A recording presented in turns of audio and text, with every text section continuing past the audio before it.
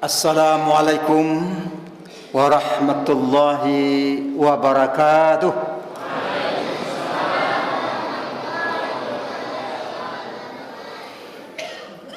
Alhamdulillahilladzi anzala as-sakinata fi qulubil mu'minin liyazdadu imanan ma'a imanihim.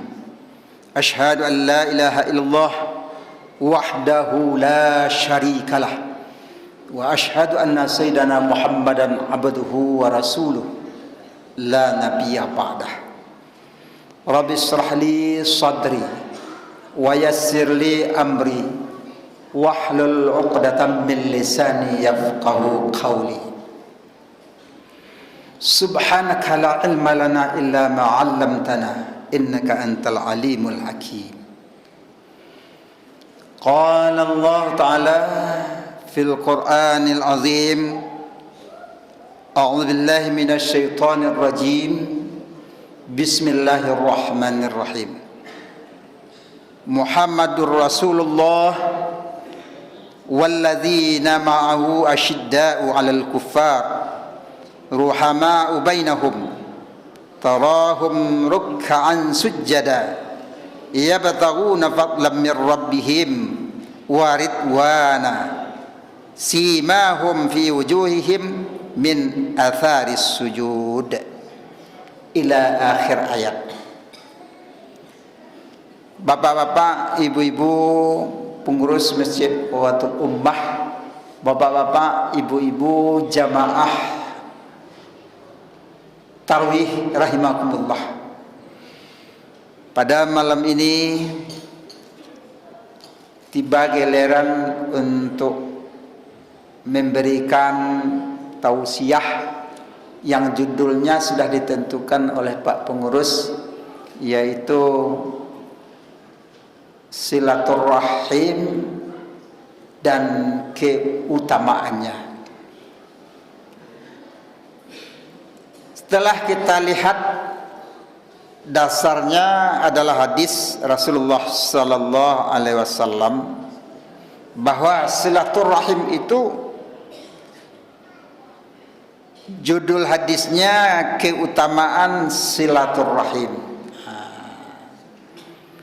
Apa hadisnya? An Anasin radhiyallahu anhu anna Rasulullah sallallahu alaihi wasallam qala man ahabba an yubsata lahu fi rizqihi wa yunsa'a lahu fi asarihi fal yasil rahimah. Hadis ini diriwayatkan oleh Al-Bukhari.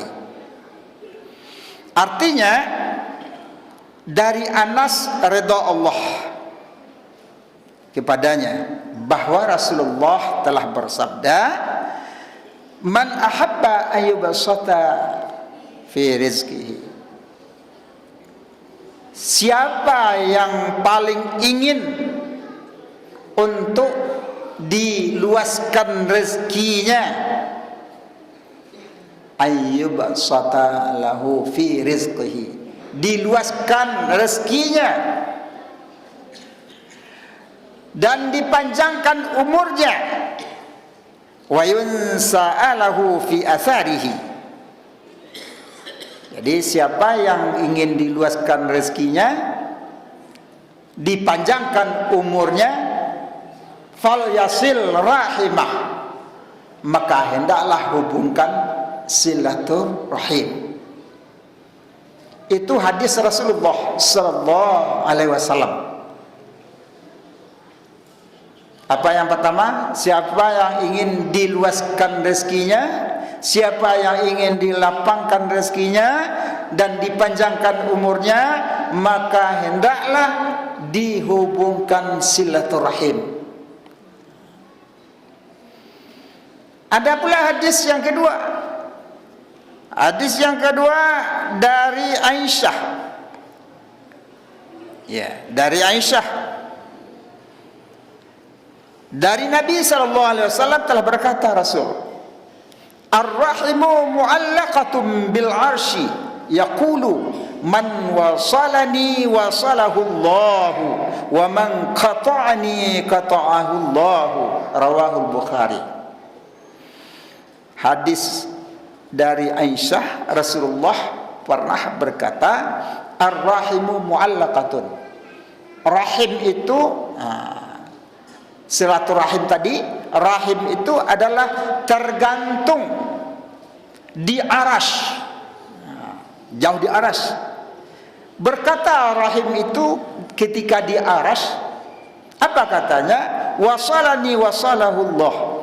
Siapa yang menghubungkan aku, Allah akan menghubungkannya. Wa man qata'ani qata'ahu Allah. Siapa yang memutuskan aku, Allah akan memutuskannya. Apa maksudnya? Silaturrahim. Silah itu artinya perhubungan, pertalian. Rahim artinya kasih sayang. Jadi kasih sayang itu pada asalnya di arasy dulu, kemudian diturunkan.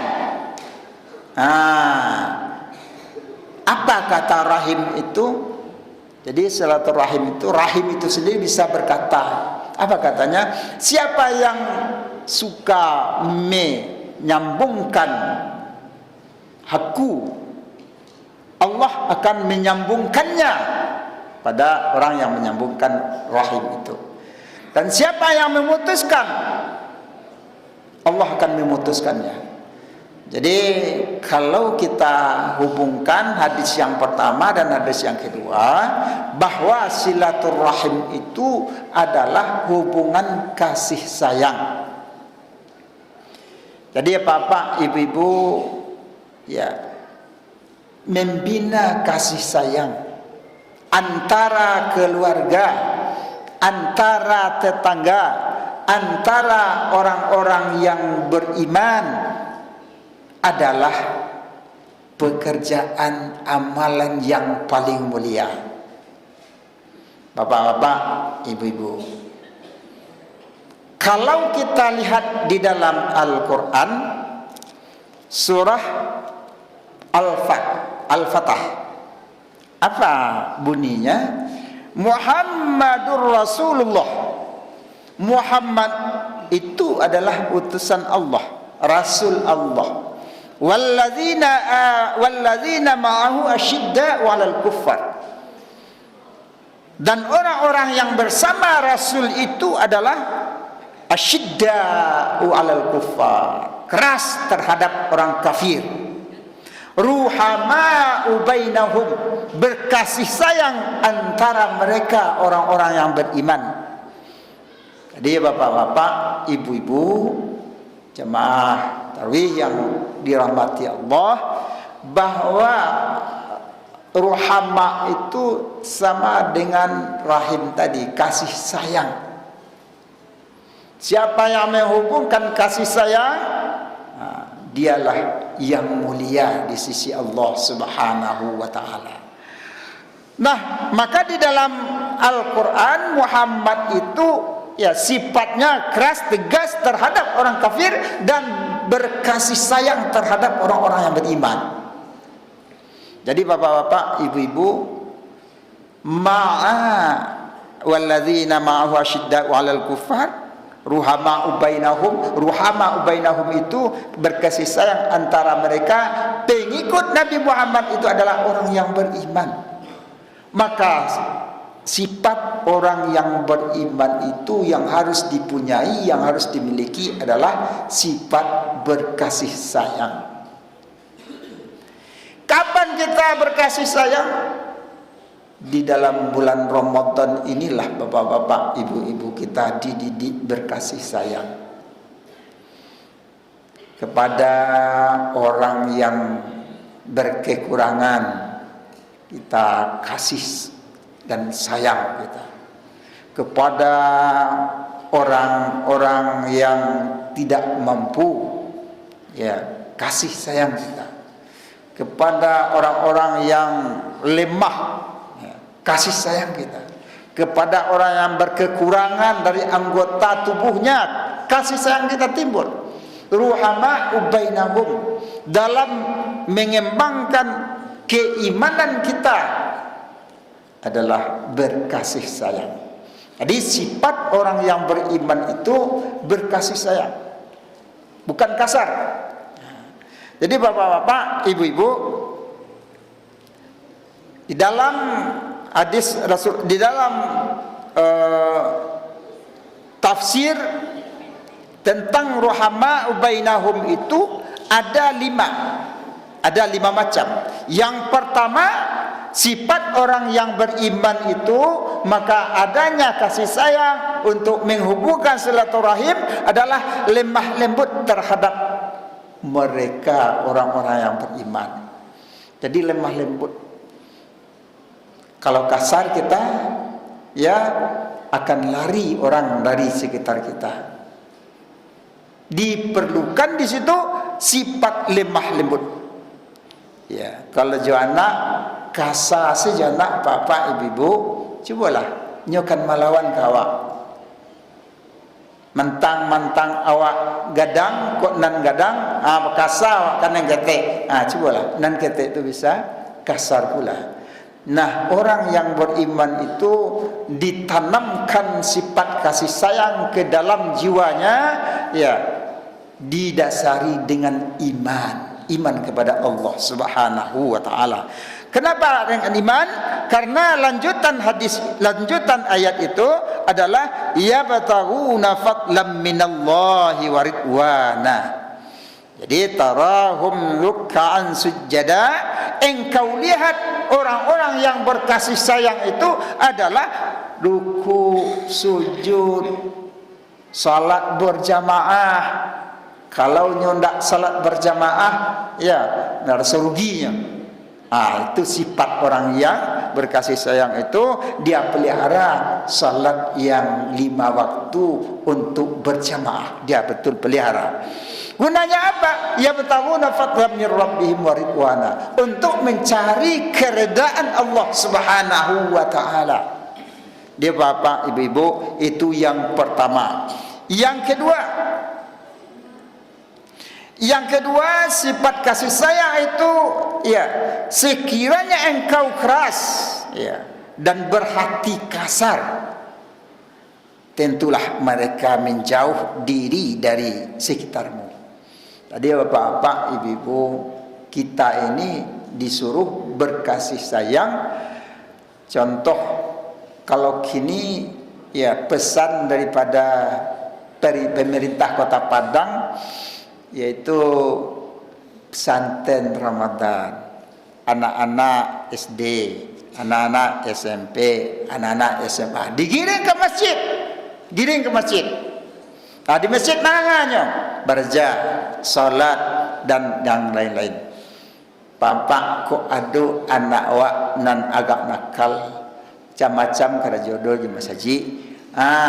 Jangan dikasari, jangan dikerasi, jangan dibentak, tetapi berikan kasih sayang.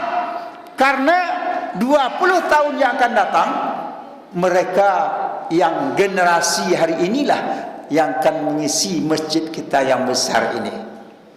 Masjid besar. Kalau tidak berkasih sayang awak ke generasi awak, nah, nyokan menjauh dari awak pak-pak, ibu-ibu. Cubalah. Kini orang tidak namuah pergi ke masjid, tidak namuah menerima pelajaran, ya, terutama sekali akhlak. Sudah rusak akhlak anak-anak kita, bapak-bapak, ibu-ibu. Anak-anak kita yang berumur 20 tahun ke bawah itu banyak terjadi kini, dan umur SMA itu sudah pandai membegal, ya, membegal, tahu membegal? Sudah pandai, namanya membegal, ya, tapi membunuh, menusuk temannya, menusuk orang lain. Nah, na'udzubillahi min dzalik. Makanya kita, bapak-bapak, ibu-ibu, secara bijaksana, secara lemah lembut mendidik generasi kita. Ya, seperti generasi kita tadi, anak kita tadi sudah tampil. Inilah bekal untuk hari 20 tahun yang akan datang. Nanti yang tampil tadi 15 tahun yang akan datang, dia sudah menjadi sarjana itu. Ya, modal itu. Jadi Bapak Ibu, mari ya, berjauhi sifat kasar dan keras terhadap sesama orang-orang yang beriman. Yang ketiga, sifat berkasih sayang menghubungkan silaturahim itu, maafkanlah mereka dan mohonkanlah ampun untuk mereka. Jadi kalau salah awak di rumah, salah keluarga, salah tetangga, cepat-cepat berikan maaf. Jangan terlalu kita emosi, karena emosi itu akan menimbulkan kemarahan. Kemarahan itu akan menimbulkan permusuhan. Permusuhan itu akan menimbulkan perpecahan dan ya perkelahian. Nah, bapak-bapak, ibu-ibu, untuk memendam, untuk meredakan amarah, kalau bapak ibu marah di rumah, ya naik darah kecil orang kini mah naik pitam, apa ubinya? Yang pertama obatnya untuk orang yang beriman itu adalah pergi berwudu, karena setan itu, iblis itu ada di dalam hati. Ya, obatnya karena asalnya dari api. Nah, disiram dengan air wudu, maka orang yang marah tadi, ghadabnya sudah memuncak ke ubun-ubun, akan turun tidak jadi dia marah. Kemudian tidak mau juga marah itu turun. Nah, coba duduk dengan tenang. Tidak juga mau marah itu turun, ditidurkan badan kita. Itulah cara untuk menghilangkan marah di dalam hati kita. Bapak, ibu-ibu, yang keempat, ya, yang ketiga tadi maafkan dan mohonkan ampun untuk mereka kalau mereka salah. Yang keempat, bermusyawarahlah dengan mereka dalam urusan itu, urusan duniawi, urusan rumah tangga, urusan masyarakat, urusan sekolah, urusan apa yang ada di dalam keluarga kita. Bermusyawarah, karena musyawarah itulah untuk mengembangkan silaturahim. Bermusyawarah itulah untuk memperluas silaturahim. Nah, bapak, ibu-ibu, kalaulah luas silaturahim, ya, hubungkan silaturahim itu, diperbaiki silaturahim itu, ya, manfaatnya rezeki akan diluaskan oleh Allah dan umur akan dipanjangkan oleh Allah Subhanahu wa ta'ala. Yang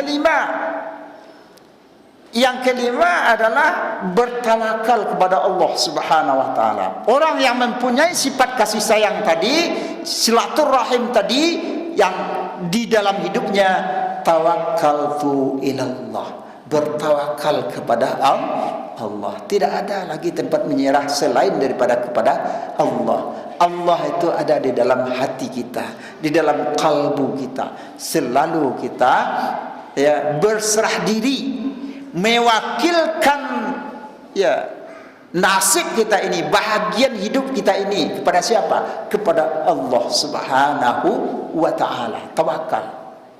Jadi bapak-bapak, ibu-ibu, di dalam hidup tawakal ini penting. Berserah diri ini penting, karena kita tidak bisa menguasai apa saja di dunia ini. Yang menguasai itu adalah Allah, yang menggerakkan itu adalah Allah, yang menentukan itu adalah Allah. La haula wa la quwwata illa billahil aliyil azim.